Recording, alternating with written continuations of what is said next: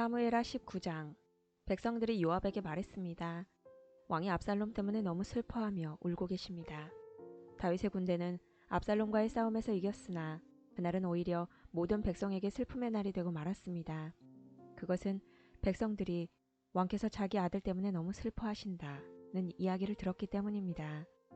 백성들은 성으로 살며시 들어왔습니다. 그들은 마치 전쟁에서 지고 도망친 사람들 같았습니다. 왕은 자기 얼굴을 가리고 내 아들 압살롬아, 압살롬아, 내 아들아, 내 아들아 하고 외치며 소리 높여 울었습니다. 그때 요압이 왕의 집으로 들어가서 왕에게 말했습니다. 오늘 왕께서는 왕의 모든 군대를 부끄럽게 만드셨습니다. 그들은 오늘 왕의 목숨을 구해주었습니다. 그들은 왕자들과 공주들과 왕비와 후궁들의 목숨도 구해주었습니다. 그런데도 왕께서는 왕을 미워하는 사람을 사랑하시고 왕을 사랑하는 사람들을 미워하심으로 그들을 부끄럽게 만드셨습니다. 오늘 왕께서는 왕의 지휘관들과 군인들이 왕에게는 있으나 마나한 사람들이라는 사실을 분명하게 보여주셨습니다.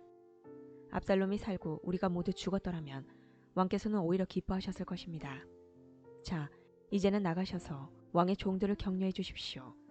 살아계신 여호와께 맹세드리지만 왕께서 나가시지 않으시면 오늘 밤에 왕의 곁에 남아있을 사람은 아무도 없을 것입니다. 그렇게 되면 왕께서는 젊은 시절부터 지금까지 당해온 모든 어려움보다 더욱 큰 어려움을 당하게 되실 것입니다. 이 말을 듣고 왕은 성문으로 나갔습니다. 그러자 왕이 성문에 나왔다는 소식이 퍼졌고 모든 사람들이 왕을 보러 나왔습니다. 압살롬을 따랐던 모든 이스라엘 사람들은 자기 집으로 도망쳤습니다. 이스라엘의 모든 지파 사람들이 서로 다투기 시작했습니다. 그들은 이렇게 말했습니다. 왕은 우리를 블레셋 사람과 우리의 다른 원수들로부터 구해주었다. 그러나 지금 왕은 압살롬 때문에 이 나라를 떠나 있다. 우리가 왕으로 세운 압살롬은 이제 싸움터에서 죽고 말았다. 우리는 다시 다윗을 왕으로 세워야 한다. 다윗 왕은 제사장 사독과 아비아달에게 사람을 보내어 이렇게 말했습니다. 유다의 장로들에게 말하시오.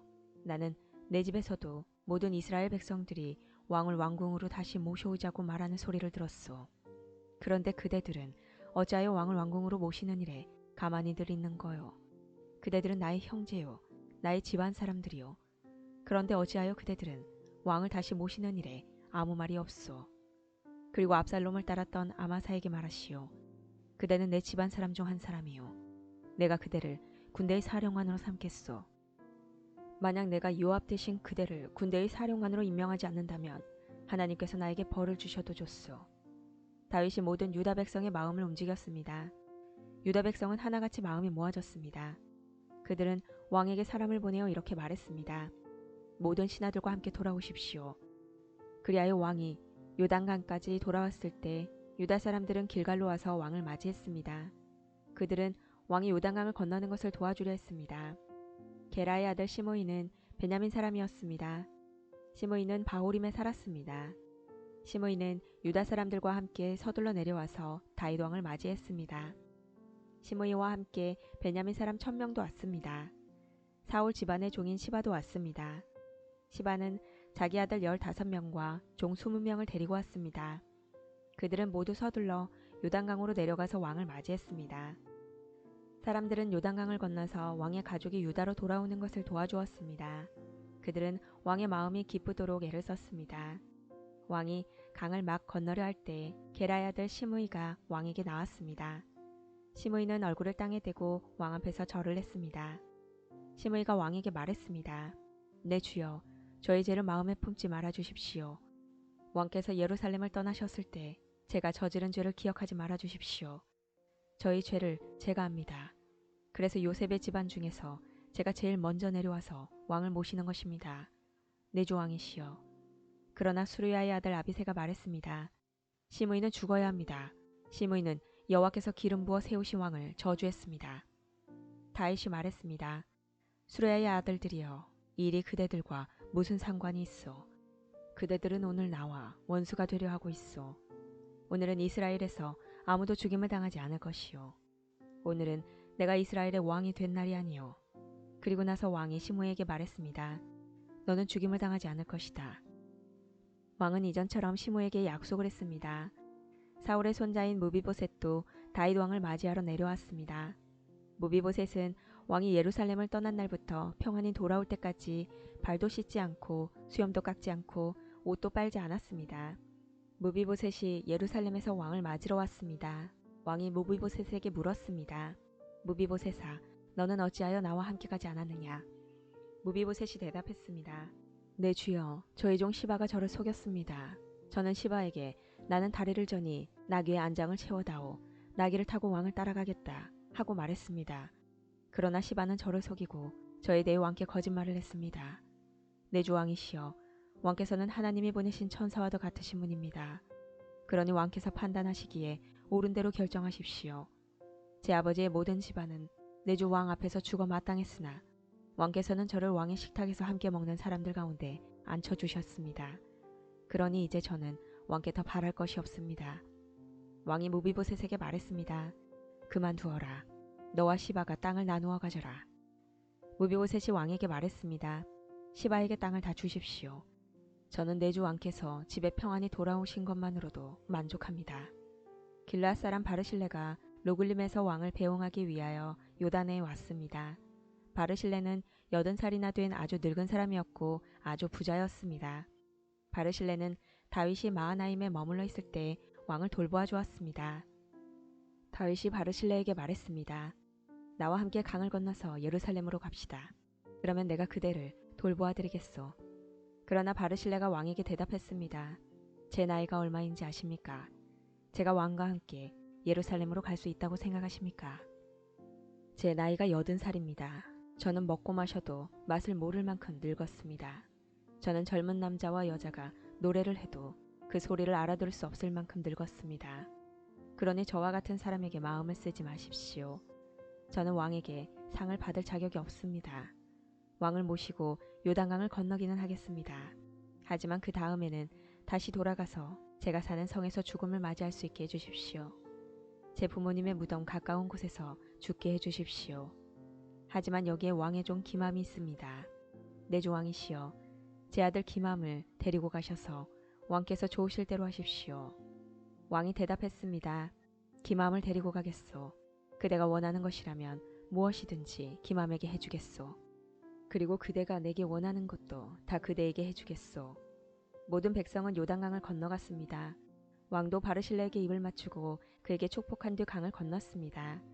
바르실레는 자기 집으로 돌아갔습니다. 왕이 요단강을 건너 길갈로 갈 때에 기맘도 함께 갔습니다. 유다의 모든 백성과 이스라엘의 백성 절반이 왕을 모시고 나아갔습니다.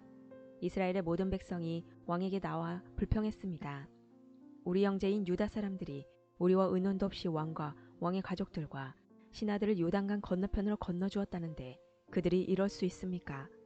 유다의 모든 백성이 이스라엘 사람들에게 대답했습니다. 우리가 이 일을 한 까닭은 왕이 우리의 가장 가까운 친척이기 때문이요. 왜 이 일에 대해 화를 내시오? 우리는 왕의 음식을 축내지도 않았소. 왕이 우리에게 선물을 주신 일도 없소. 이스라엘 사람들이 유다 백성에게 대답했습니다. 이 나라 안에서 우리의 지파수는 10이나 되오. 그러므로 우리는 여러분보다 다윗 왕에게 더 많은 것을 요구할 수 있소. 그런데 한 지파밖에 안 되는 여러분은 우리를 무시했소. 우리의 왕을 다시 모시는 일에 대해 어째서 우리와 먼저 상의하지 않았소. 그러나 유다 사람들은 이스라엘 사람들보다 더 강력하게 말을 했습니다. 20장. 비그리의 아들이며 이름이 세바인 난봉꾼이 있었습니다. 세바는 베냐민 지파 사람이었습니다. 세바는 나팔을 불면서 이렇게 말했습니다. 우리는 다윗과 상관없다. 우리는 이새의 아들에게서 얻을 것이 없다. 이스라엘 백성아, 모두 자기 집으로 돌아가자. 그리하여 모든 이스라엘 백성이 다윗을 떠나 비그리의 아들 세바를 따랐습니다. 그러나 유다 사람들은 요단강에서 예루살렘에 이르기까지 자기 왕의 곁을 떠나지 않았습니다. 다윗은 예루살렘에 있는 왕궁으로 돌아왔습니다. 전에 다윗은 왕궁을 지키기 위해 후궁 10명을 남겨둔 일이 있습니다. 다윗은 그 후궁들을 잡아다가 별실에 가두고 보초들을 세워놓았습니다. 후궁들은 죽을 때까지 그 집에 갇혀 살았습니다. 다윗은 그들에게 음식을 주기는 했지만 그들과 함께 잠을 자지는 않았습니다. 그들은 죽을 때까지 과부나 다름없이 살았습니다. 왕이 아마사에게 말했습니다. 유다 사람들에게 3일 안으로 나에게 나아오라고 전하시오. 그리고 그대도 함께 오시오. 그리하여 아마사는 유다 사람들을 부르러 갔습니다. 그러나 아마사는 왕이 정한 기한을 넘겨버렸습니다. 다윗이 아비새에게 말했습니다. 우리에게 비그리의 아들 세바는 압살롬보다도 더 위험하오. 내 부하들을 데리고 가서 세바를 뒤쫓으시오. 세바가 강하고 튼튼한 성을 찾기 전에 어서 서두르시오. 세바가 강하고 튼튼한 성에 들어가게 되면 잡을 수 없게 돼요.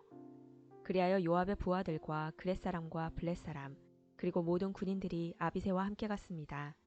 그들은 예루살렘에서 나와 비그리의 아들 세바를 뒤쫓았습니다. 요압과 그의 군대가 기브온의 커다란 바위에 이르렀을 때 아마사가 나와서 요압을 맞이했습니다. 그때 요압은 군복을 입고 있었고 허리에는 띠를 차고 있었습니다. 그 띠에는 칼집이 있었고 칼집 안에는 칼이 들어 있었습니다. 요압이 앞으로 나오면서 그 칼집을 풀어놓았습니다. 요압이 아마사에게 말했습니다.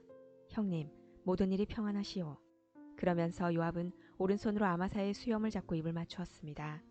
아마사는 요압의 손에 칼이 있으리라고는 생각도 못했습니다. 요압은 칼을 아마사의 배에 찔러 넣었습니다.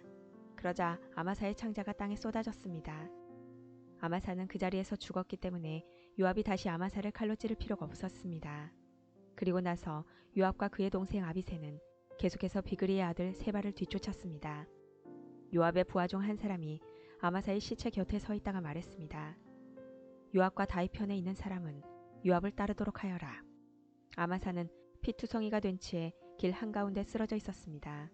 요압의 부하들은 지나가는 사람마다 그 시체를 보려고 멈추는 것을 보고 아마사의 시체를 길에서 끌어다가 들에 놓아두었습니다. 그리고 그 시체를 옷으로 덮어주었습니다. 아마사의 시체가 길에서 치워지자 모든 사람들이 요압을 따라갔습니다. 그들은 요압과 함께 비그리의 아들 세바를 뒤쫓았습니다. 세바는 이스라엘의 모든 지파 가운데로 이리저리 다니다가 벳마아가의 아벨로 갔습니다. 모든 베린 사람들도 와서 세바의 뒤를 따라갔습니다. 요압과 그의 부하들도 벳마아가의 아벨로 가서 그곳을 에워쌌습니다.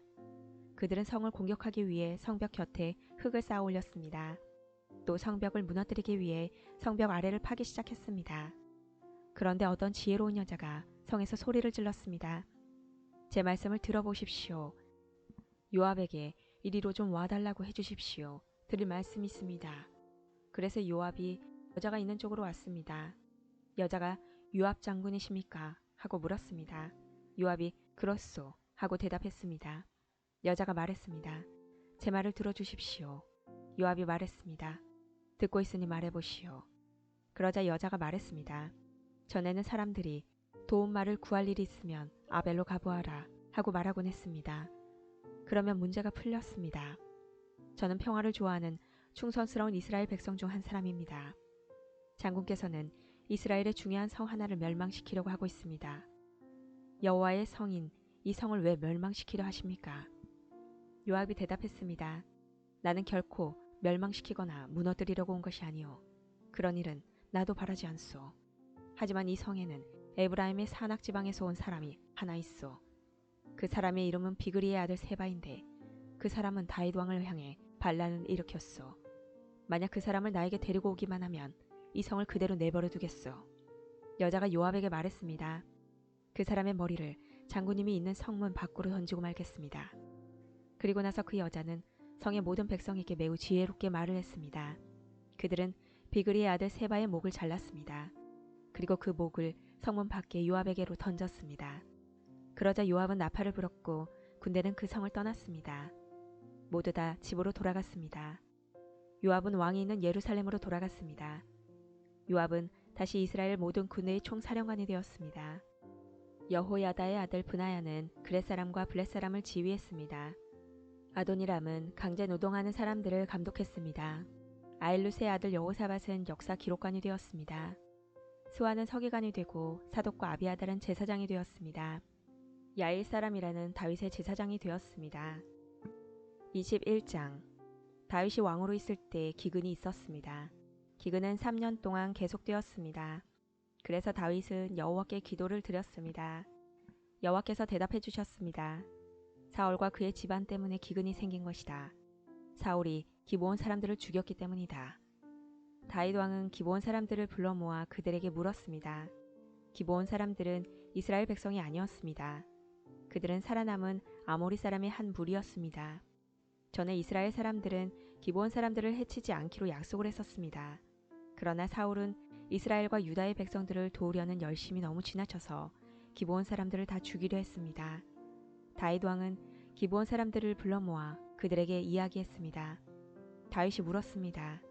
내가 당신들을 위해 어떻게 하면 좋겠소? 어떻게 해야 이스라엘 백성의 죄를 용서하고 오히려 여호와의 백성에게 복을 빌어주겠소? 기브온 사람들이 다윗에게 대답했습니다. 사울과 그의 집안과 우리 사이의 문제는 금이나 은으로 해결할 수 없는 문제입니다. 이것은 사람의 목숨으로 보상될 문제입니다. 그런데 우리는 이스라엘 사람을 죽일 권한이 없습니다. 그 말을 듣고 다윗이 다시 그들에게 물었습니다. 그렇다면 당신들이 바라는 것은 무엇이오? 기브온 사람들이 다윗에게 대답했습니다. 사울은 우리에게 몹쓸 짓을 했습니다. 사울은 우리를 전멸시켜 이스라엘 땅에 남지 못하도록 음모를 꾸몄습니다. 그러니 사울의 아들 7명을 우리에게 넘겨주십시오. 그러면 사울의 고향인 기브아에서 그리고 여호와 앞에서 그들을 목매어 달겠습니다. 왕이 말했습니다. 그들을 넘겨주겠소. 그러나 왕은 요나단의 아들 무비보셋만은 보호해 주었습니다. 요나단은 사울의 아들이었습니다. 다윗이 그런 일을 한 까닭은 다윗이 여호와의 이름으로 요나단에게 그의 후손을 보호해 주겠다고 약속했기 때문입니다. 그래서 왕은 리스바와 사울 사이에서 태어난 아들인 알모니와 무비보셋을 붙잡았습니다. 리스바는 아야의 딸이었습니다. 그리고 왕은 사울의 딸 메랍의 5 아들을 붙잡았습니다. 메랍의 5 아들의 아버지는 아드리엘이었습니다. 아드리엘은 무올라 사람 바르실레의 아들이었습니다. 다윗은 이들 7명을 기브온 사람들에게 넘겨주었습니다. 그러자 기브온 사람들은 언덕 위에서 여호와 앞에서 그들을 목매달았습니다. 7 아들이 다 함께 죽었습니다. 그들은 추수를 시작할 무렵에 죽임을 당했습니다. 그때는 사람들이 보리를 막 거둘 때였습니다.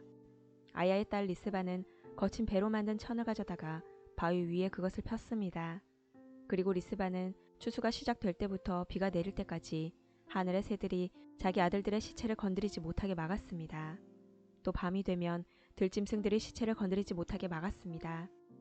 사람들이 사울의 후궁이었던 리스바가 하고 있는 일을 다윗에게 이야기했습니다. 그러자 다윗은 사울과 요나단의 뼈를 길르앗의 야베스 사람들에게서 찾아왔습니다. 전에 블레셋 사람들이 길보아에서 사울과 요나단을 죽인 후 시체들을 벳산거리에 매달았습니다. 그때 길르앗의 야베스 사람들이 몰래 그 시체를 가져온 것이었습니다. 다윗은 사울과 그의 아들 요나단의 뼈를 길르앗에서 옮겨왔습니다.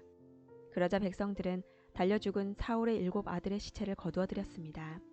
백성들은 사울과 그의 아들 요나단의 뼈를 옮기면서 죽임을 당한 사울의 7 아들의 시체도 함께 베냐민 땅 셀라에 있는 사울의 아버지 기스의 무덤에 묻어주었습니다. 백성들은 왕이 명령한 것을 다 지켰습니다. 그러자 하나님께서 그 땅 백성들의 기도를 들어주셨습니다. 블레셋과 이스라엘 사이에 또다시 전쟁이 일어났습니다. 다윗은 자기 부하들을 거느리고 블레셋 사람들과 싸우러 나갔습니다. 그러나 다윗은 지치고 약해졌습니다. 거인의 아들 중에 이스비브놉이라는 사람이 있었습니다. 이스비브놉의 노스의 창은 무게가 300세겔 가까이 나갔습니다. 이스비브놉은 또 3칼을 가지고 다윗을 죽일 계획을 세웠습니다. 그러나 수르야의 아들 아비새가 이 블레셋 사람을 죽이고 다윗의 목숨을 구해주었습니다. 그때의 다윗의 부하들이 다윗에게 한 가지 다짐을 받으려 했습니다. 그들이 말했습니다. 다시는 우리와 함께 싸움터에 나오지 마십시오. 만약 왕이 돌아가시면 이스라엘의 등불이 꺼지는 것과 같습니다. 그 후 곱에서 다시 블레셋과 싸움이 있었습니다. 후사 사람 시프게가 거인의 아들 중 하나인 삽을 죽였습니다. 그 후 곱에서 또다시 블레셋과 싸움이 있었습니다.